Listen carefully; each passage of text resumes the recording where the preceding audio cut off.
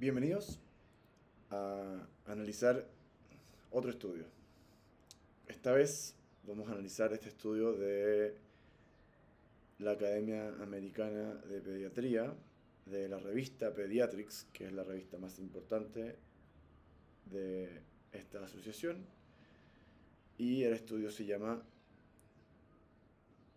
El resumen anual de las estadísticas vitales, tendencias en la salud de los americanos durante el siglo XX, entiéndase americanos como Estados Unidos, por supuesto. Los autores son Bernard Guyer, Mary Ann Friedman, Donna M. Strovino y Edward Sotnick. Fue publicado el 2000. Partamos por el abstract. Este no lo voy a poder presentar completo porque no es un artículo de libre publicación. Por lo tanto, solamente voy a presentar algunos extractos que yo considero más relevantes. ¿Qué dice? La mejora general de la salud de los americanos en el siglo XX se ejemplifica mejor por los cambios dramáticos en dos tendencias. Uno, la muerte ajustada por edad declinó alrededor de un 74%, mientras que la expectativa de vida aumentó alrededor de un 56%. Las causas de muerte principales cambiaron de infecciosas a crónicas. Comenzando en 1936 y continuando en 1956, hubo un declive precipitoso de la mortalidad materna de 582 muertes por 100.000 nacidos vivos en 1935 a 40 en 1956. Desde 1950 la mortalidad materna disminuyó un 90% a 7.1 en 1998. La mortalidad infantil mostró un declive exponencial en el siglo XX. En 1915, aproximadamente 100 niños blancos por cada 1.000 nacidos vivos morían en el primer año. Esta misma estadística para los niños negros era casi el doble de alta. Y en 1998 la mortalidad infantil general disminuyó a 7.2 por cada 1.000 nacidos vivos, 6.0 para los niños blancos, 14.3 para los niños negros. Entre 1900 y 1998, el porcentaje de muertes de niños atribuibles a enfermedades infecciosas declinó de 61,6% al 2%. Los accidentes eran el 6,3% de las muertes en 1900, pero el 43,9% en 1998. Entre 1900 y 1998, las muertes por accidentes, ahora usualmente consideradas muertes no intencionadas, declinaron 2/3, desde 47,5 a 15,9 muertes por 100.000. Es decir, durante este mismo periodo, las infecciones pasaron de ser la primera causa de muerte a una casi mínima, y las muertes por accidentes o no intencionales disminuyeron un montón, de 47.5 a 15.9 por cada 100.000. Sin embargo, como las infecciosas disminuyeron tanto, el porcentaje de las muertes atribuibles a accidentes aumentó.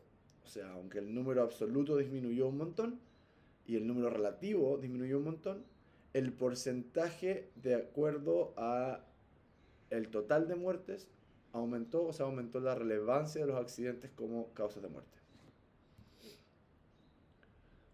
Parte esto con una pequeña historia del programa de estadísticas vitales, diciendo que en 1632, cuando la Asamblea General de Virginia pasó una ley requiriendo el registro de todos los matrimonios, bautizos y entierros, y que en 1902 el Departamento de Censo se estableció como una agencia permanente federal, y el director de este departamento se le autorizó para obtener copias de los registros de muerte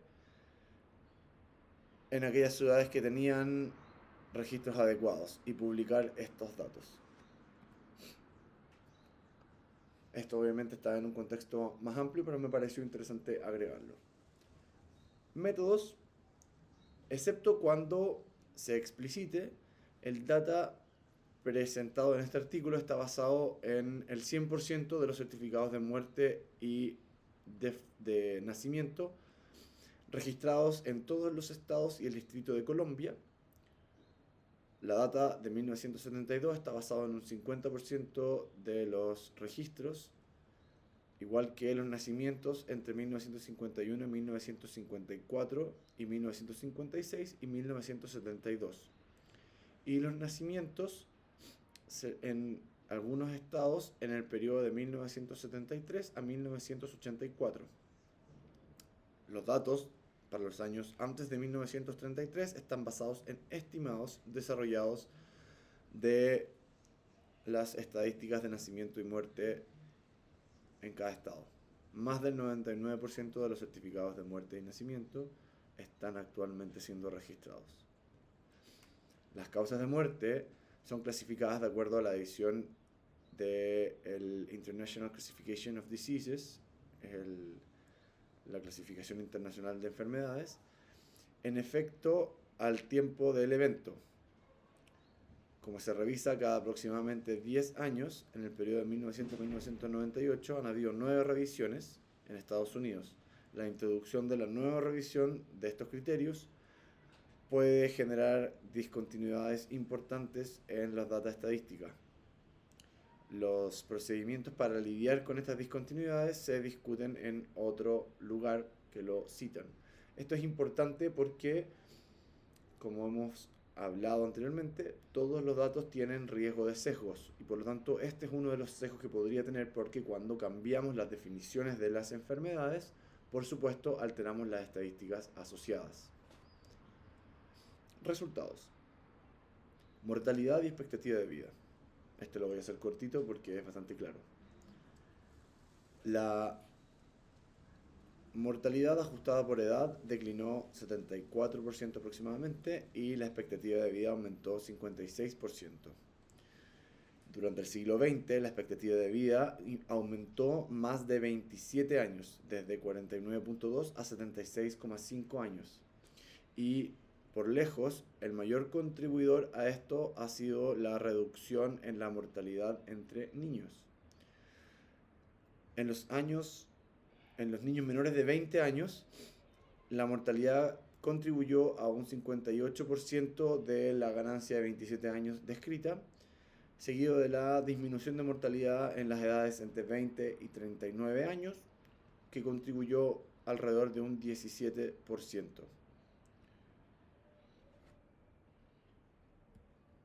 Y aquí está el gráfico que muestra la expectativa de vida y la mortalidad como ajustada por edad, como ha ido disminuyendo. Es un gráfico que es bastante complementario porque obviamente mientras más gente muere, menos expectativa de vida, y mientras más expectativa de vida es porque menos gente muere. Prematuramente, por supuesto. La siguiente parte de este artículo es la mortalidad materna, y la verdad es que quise partir con el gráfico porque es bastante autoexplicativo. Pasamos de 600 a 900 muertes por cada 100.000 nacidos vivos a principios del siglo, a menos de alrededor de 6 a 7 por cada 100.000 nacidos vivos en 1998. Lo interesante es que las razones de por qué era tan mala la mortalidad no son exactamente las que uno creería. Dice, había poca evidencia antes de 1930 que cualquier parto en un hospital resultaba en mejor tratamiento durante el parto y el nacimiento que la experimentada por mujeres que eran asistidas por parteras, matronas o como quieran decirle. Después dice, recibían tratamientos médicos realizados de forma inadecuada. En particular, la mortalidad era cerca del 50% entre aquellas mujeres que eran sometidas a un procedimiento innecesario o inadecuadamente producido, inadecuadamente indicado, o con un, un cuidado aséptico inadecuado.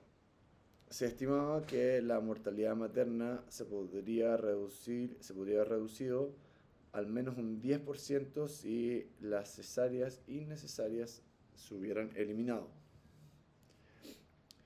¿Cómo lo resolvieron? Los hospitales establecieron comités de investigación de cada muerte materna para asignar responsabilidad por su ocurrencia. Alguna del declive de mortalidad fue asociada a la introducción de nuevos antibióticos, el establecimiento de bancos de sangre, la tipificación de sangre y mejora en los procedimientos de transfusión. La introducción de mejores formas de anestesia más seguras, la eliminación de los forceps altos y medios y el rol de la mejora en los estándares de vida, mejores niveles educacionales, mejores intervenciones ambientales probablemente también contribuyan al descenso de la mortalidad materna. O sea, aquí tenemos una serie de factores que fueron determinando la reducción de la mortalidad materna, y ahí obviamente va a depender mucho del análisis como uno lo haga, si es que cree que va a ser más bien el tema sanitario, ambiental, que es lo que yo fuertemente creo que la evidencia lo respalda, o estos otros temas médicos un poco más secundarios como las mejores transfusiones, la eliminación de muchos procedimientos médicos, o sea, la disminución de la cantidad de procedimientos médicos y la mejora en la atención que ya venía siendo bastante buena por parte de las matronas o parteras, pero que cuando nos metimos los médicos dejamos la patada inicialmente. Mortalidad infantil. Es la mortalidad dentro, en este caso, del primer año de vida por cada 1000 nacidos vivos. En 1915, aproximadamente 100 niños blancos por cada 1000 nacidos vivos morían en el primer año de vida. Esto ya lo hablamos. Este mismo indicador para niños negros era aproximadamente el doble de alto. Y para 1998, la mortalidad infantil eran 7.2 muertes por cada 1000 nacidos vivos en general, 6 para niños blancos, 14.3 para niños negros. Y aquí está el gráfico, que es muy explicativo, porque si uno se fija en la escala a la izquierda, no es un gráfico lineal, sino que hay una escala logarítmica. Por lo tanto, de 100 a 10, que pareciera la mitad del gráfico, y de 10 a 7, que es lo que está más abajo, el gráfico no es una línea recta, sino que esto es para que la escala se mantenga. Si no, tendría que verse como una curva muy pronunciada, como vimos en el gráfico de mortalidad materna, por ejemplo.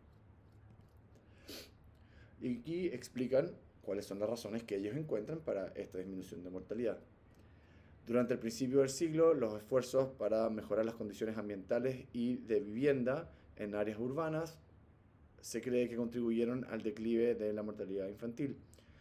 Los planes de ayuda social incluyeron la provisión de leche segura, educación parental y mejoras en la vivienda. Finalmente, los avances médicos de 1930 a 1940, incluyendo la introducción de antibióticos, los bancos de sangre, las mejores transfusiones y el desarrollo de fluidos y electrolitos como terapia de reemplazo, particularmente porque las diarreas matan muchos niños, sin duda ayudaron a disminuir la mortalidad infantil. Aquí quiero detenerme un segundo porque tenemos el siguiente punto, que es la mortalidad de los niños, en el fondo entre 1 y 20 años. 1 y 19. Y si se fijan, tanto en mortalidad materna como en mortalidad infantil menores de un año, nadie menciona ninguna vacuna porque no tuvieron nada que ver, porque en realidad no hay ninguna vacuna que prevenga las enfermedades que principalmente matan en esos grupos, al menos no durante este siglo, y ahí dependiendo de donde uno vea los datos, actualmente es discutible para algunas de esas cosas quizás. Entonces es importante que si es que estos factores, principalmente ambientales, de mejores condiciones sanitarias y de mejor nutrición, fueron los claves en disminuir la mortalidad para madres embarazadas e hijos, niños menores de un año, quizá fueron los mismos factores los que influyeron en el declive de mortalidad visto en los niños un poco más grandes. Veamos qué dicen. Para niños mayores de un año de vida, el declive en general experimentado durante el siglo XX ha sido espectacular. En 1900, más de 3 en cada 100 niños morían entre su primer año y el cumpleaños número 20. Hoy en día, al 2000, menos de 2 en cada 1000, o sea, 3 en 100, 2 en 1000. O sea, 3% a 0,2%. Aproximadamente el 85% de este declive tuvo lugar antes de la Segunda Guerra Mundial, un periodo donde habían pocos antibióticos o vacunas modernas y medicamentos disponibles. Entre 1900 y 1998, la muerte era principalmente, la estadística de muerte era principalmente por enfermedades infecciosas y declinó un 99,7% de 466 a 0,7 muertes por 100.000 niños. El porcentaje de muertes de niños atribuible a enfermedades infecciosas declinó de 61,6%, o sea, 2/3 casi de la mortalidad total de los niños, a 2%. Este declive incorpora la emergencia del virus del VIH, que en 1998 era responsable de menos del 0,3% de las muertes de niños. Nuevamente, cerca del 90% del declive en las enfermedades infecciosas entre los niños de Estados Unidos ocurrió antes de 1940, cuando había muy pocos antibióticos o vacunas disponibles. Segunda vez que repiten lo mismo. Y aquí vemos el gráfico. En enfermedades infecciosas, la línea continua, como disminuye también en una escala que es logarítmica, para poder agregar todos los datos y que se note alguna diferencia en los últimos años, si no se vería como una curva extremadamente rápida y que después es básicamente plana. Y los accidentes también disminuyen, recordemos que es una escala logarítmica, por lo tanto esa disminución es súper significativa, solamente que obviamente mucho menor que la infecciosa. Y después dice, por tercera vez, las vacunas contra difteria, tétano y pertussis estuvieron disponibles durante fines del siglo 30 o 1920, pero solo usadas de forma masiva o rutinaria en la práctica pediátrica después de la Segunda Guerra Mundial. Por lo tanto, la vacunación no es responsable por el declive impresionante en la mortalidad vista durante la primera mitad del siglo. La reducción en las enfermedades prevenibles por vacunas es, de todas formas, impresionante. O sea, sin las vacunas, la reducción de mortalidad, impresionante. Entonces, en los principios de los 20, la difteria era responsable de alrededor de 1.750 casos anuales y pertussis de 150.000 casos anuales. El sarampión era alrededor de la mitad de 1.000.000 de casos, o sea, 500.000 casos, antes de la introducción de la vacuna en 1960. Y eso es lo que les quería mostrar de este paper. Es interesante como todas las enfermedades disminuyeron un montón, publicado por el American Academy of Pediatrics, que ahí está, al final del paper. Si quieren mandarle algún correo o alguna cosa, ahí están los datos. Y cómo el relato de las vacunas ha sido utilizado para hacernos temerosos de no inocularnos con esto por el miedo a ciertas enfermedades que en realidad declinaron por causas que poco tienen que ver con la vacunación. Por lo tanto, el mayor consejo que uno podría decir viendo exclusivamente los datos de este estudio es que lo mejor que podemos hacer por la salud pública es mejorar la vivienda, mejorar la nutrición, disminuir los contaminantes ambientales y mejorar las condiciones sanitarias. Hasta la próxima. Nada de esto es un consejo médico. Nadie debería hacer nada de lo que yo digo. Hasta la próxima.